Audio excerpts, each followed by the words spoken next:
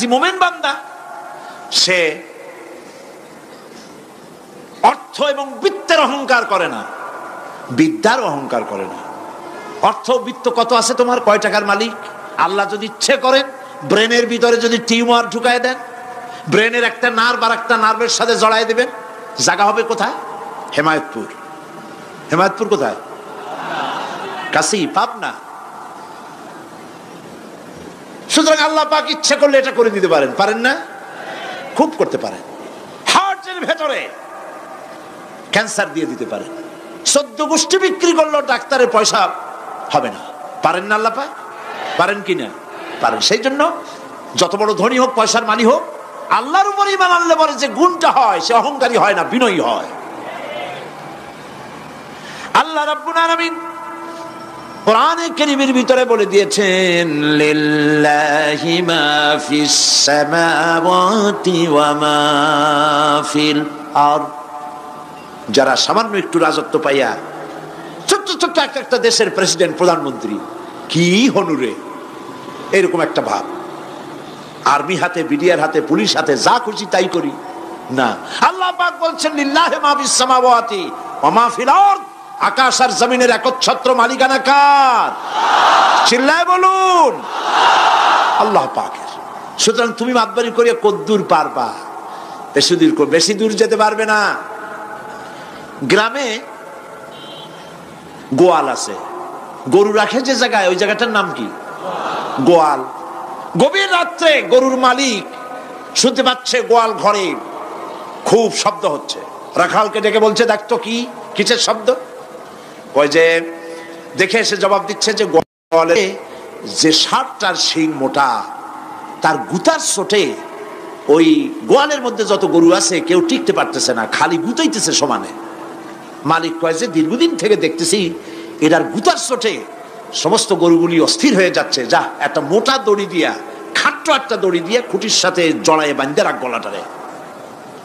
মোটা একটা দড়ি দিয়া গলার সাথে, খুঁটির সাথে যদি বাঁধতে দেয়, এরপরে খালি ফোঁস করতে পারবে, গুতাইতে আর পারবে না।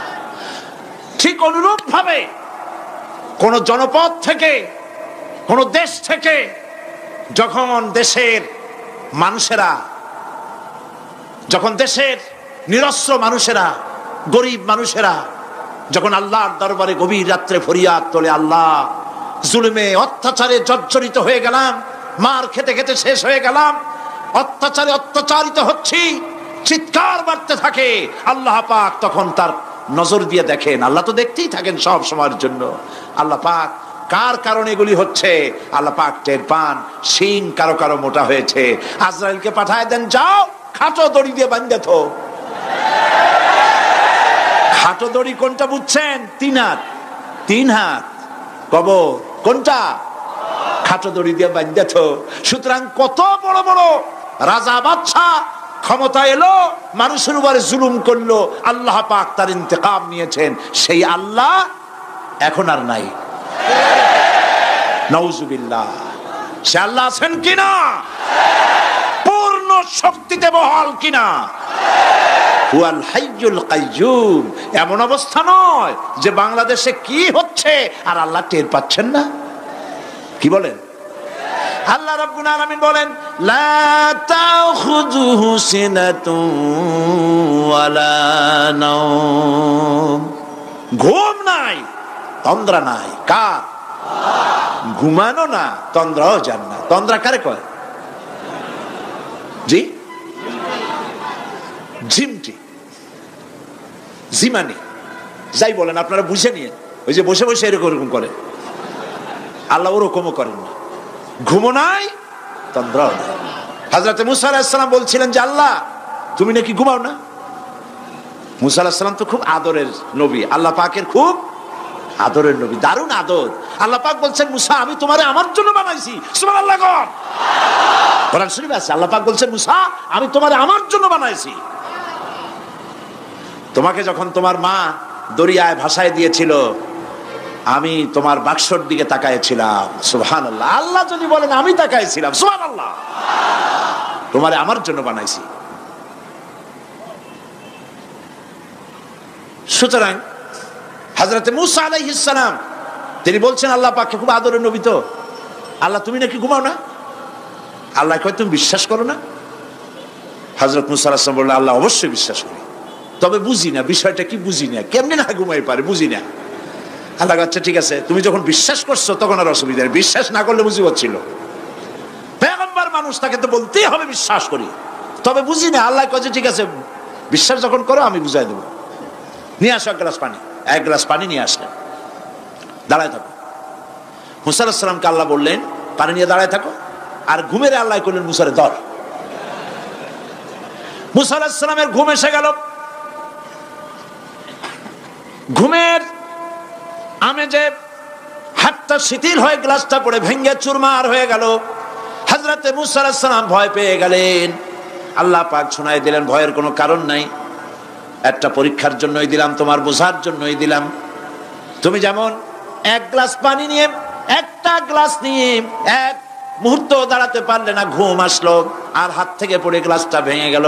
মুসারে তুমি বুঝে নাও, তুমি জেনে রাখো তাম সৃষ্টি জগৎ তোমার আল্লাহ, আল্লাহ রব্বুল আলামিনের হাতের মুঠার মধ্যে রয়েছে। আল্লাহ রব্বুল আলামিন যদি ঘুমায় যান, এই পৃথিবীর আকাশ এবং জমিনের সব ট্রাফিক কন্ট্রোল আল্লাহ পাক নিজেই করেন। যদি তিনি ঘুমায় যান সব শেষ হয়ে যায়। বাংলাদেশে কি হচ্ছে, পৃথিবীর কোথায় কি হচ্ছে তা আল্লাহ দেখছেন না? চিল্লায় বলো দেখছেন না? সে আল্লাহ রাব্বুল আলামিন তিনি পরিষ্কার করে বলছেন, যারা নাকি মুমিন বান্দা তারা অহংকারী হয় না, ক্ষমতায় থাকুক ক্ষমতায় না থাকুক কোন অবস্থাতেই অহংকারী হতে পারে না। আল্লাহ পাক শোনায় দিয়েছেন যারা অহংকার করে তাদেরকে পরিষ্কার করে বলেছেন, ওয়ালা তামশি ফিল আরদি মারহান ইন্নাকা লান তাখরিকাল আরদা ওয়া লান তাবলুগাল জিবালা তুলা ওয়ালা তামশি ফিল আরদি মারহান। খবরদার আমার জমিনের উপরে অহংকারের পদে বড় হেঁটো না। দেখছেন না কত আছে অহংকার করে হাঁটে, জমিনের উপরে জুতা পায়ে দিয়ে মচ মচ করে হাঁটতে থাকে। ওয়ালা তামশি ফিল আরদি মারহা ইন্নাকা লান তাখরিকাল আরদা। তুমি কি তোমার পদাঘাত দিয়ে আমার জমিনটারে ভাটায় দিতে পারবা? বলেন পারবে? যদি শক্তি থাকে দাও লাথি, তোমার ঠ্যাং ভাঙবে, মাটির কিচ্ছু। ওয়ালান তাখরিকাল আরদা মা, তুমি আমার এই জমিনটাকে ধসাই দিতে পারবে না। আর ওয়ালান তাবলুগাল জিবালা তুলা, আর পাহাড়ের উচ্চতা লাফ দিয়ে তুমি ছাড়াই যেতে পারবে না।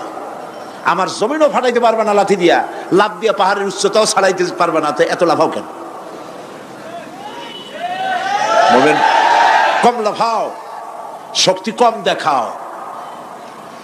আল্লাহ রাব্বুল আলামিন আবার বলেন, ওয়া ইবাদুর রাহমানিল্লাযীনা ইয়ামশুনা আলাল আরদি হাওনা।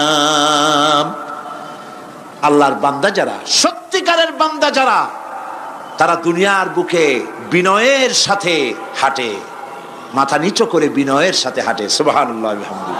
তো এই আল্লাহর প্রতি ঈমানের সবথেকে বড় লাভ হচ্ছে আত্মমর্যাদা সম্পন্ন বানায়। ঈমান তাকে বিনয় এবং বিনম্র বানায়, অহংকারী বানায় না। আর অহংকার করে তুমি যাবা কই? কদ্দুর ক্ষমতা তোমার? আল্লাহ কোরআন শরীফের বহু আয়াত দিয়ে এই কথাগুলি বলেছেন। আর এটা গেল 2। 3 নম্বরে আল্লাহর উপরে ঈমান আনার, আমি কি বলতেছি বলেন তো দেখি, ফায়দা।